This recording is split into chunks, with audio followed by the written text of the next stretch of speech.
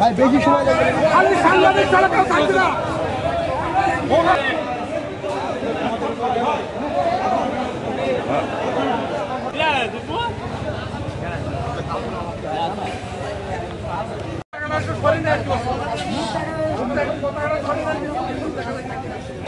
একজনকে নামি দাও তুই একদম উপর একেবারে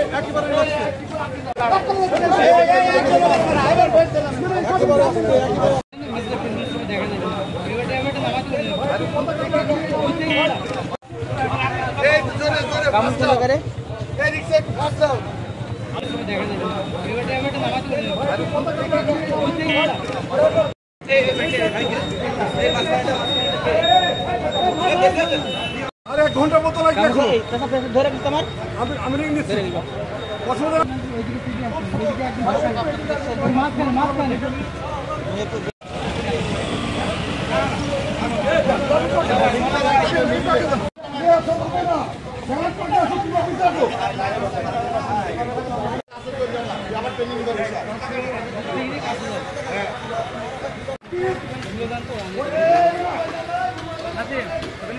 বাংলাদেশে একটা গণতান্ত্রিক রাষ্ট্র কায়েম হবে।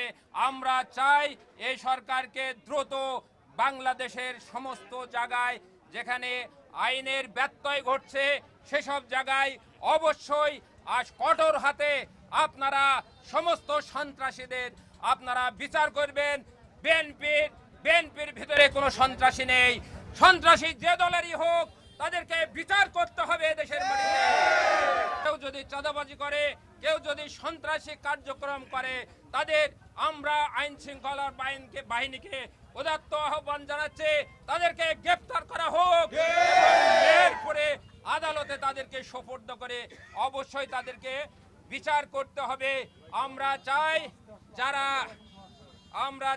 যারা আমাদের প্রিয় নেতা 18 কোটি মানুষের আশা আকাঙ্ক্ষার প্রতীক, আমাদের সকল মানুষের আশার ভরসার প্রতীক, বাংলাদেশের বর্তমানে সবচেয়ে জনপ্রিয় মানুষ তারেক রহমানকে যারা কটূক্তি করছে তাদের আমরা বিচারের সম্মুখীন দাঁড় করাতে চাই।